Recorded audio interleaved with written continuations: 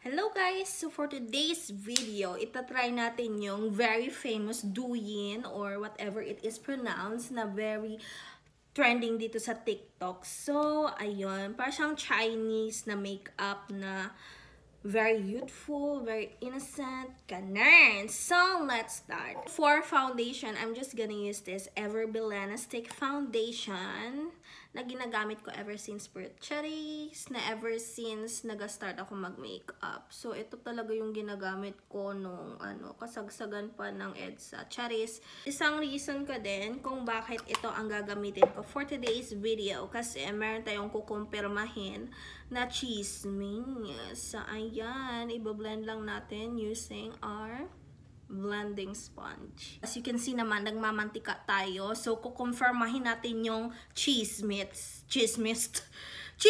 dito sa TikTok. So, I'm gonna try this Says Lady Lasting Waterproof Oil Control Matte Flawless Face Powder. O, diba? Ang haba! Na natin kung totoo ang chismis for today's video. Kita mo yan, huwag kang kukurap. Oh, amazing. Oh, tingnan nyo mabuti. Walang halong daya before, after. So, ayan, confirm nga na oil control siya kasi tingnan mo naman. Diba? So, ayan, tapos na tayo sa ating face makeup. For the eyes naman, gagamitin ko itong multi-purpose face palette from, of course, Pink Flash lang sa Kalam. Ayan. So, complete set na itong mga make. Kung student ka, perfecto para sa'yo kasi you don't have to bring a lot of things para sa mga kaartihan mo sa life. Meron na siyang contour, highlight, dalawang blush, and mga eyeshadow. This is mag-blush.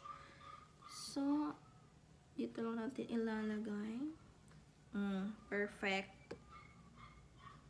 And nakalagay din dun sa ng Pink Flash marketing is this formulation is specially made for student din. So, ayun, para sa mga students talaga to. So, sa mga students dyan, alam nyo na, click the yellow basket na. Kuha tayo ng, ayan, product.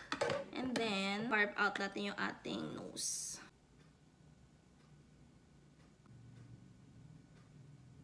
After nating mag-contour ng ating nose, magha-highlight lang tayo. So, ganyan. Like, tingnan nyo naman yung highlight, mga mi. Super pigmented.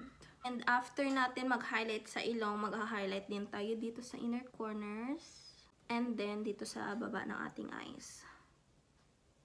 After nyan, gagamitin lang natin itong medyo pinkish na tone para sa ating eyeshadow.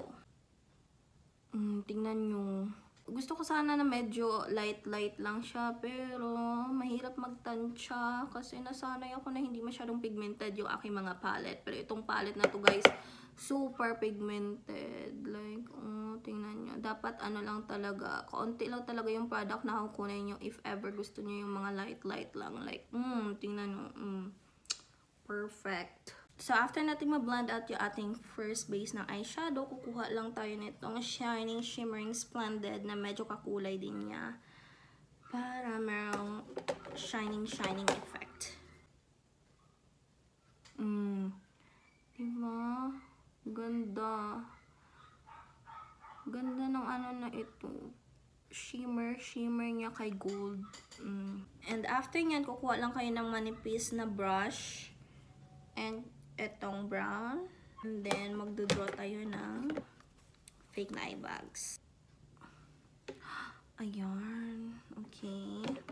Don't panic. Huwag masyadong ma-excite. Baka mausog. Ayan. Oh, mas nice pala pag brown yung gamitin, guys. Kasi last time, black yung ginamit ko and hindi ako satisfied sa outcome niya. Okay, after nyan is maka-eyeliner lang tayo. Tapos, maglalagay lang tayo ng lashes. So, ayan. This is now the final look. Second take ko sa Douyin makeup. What do you guys think? Pasok ba sa banga? Let me know sa comment section what makeup look should I do next. So, yeah. That is all for this video. Thanks for watching. Bye!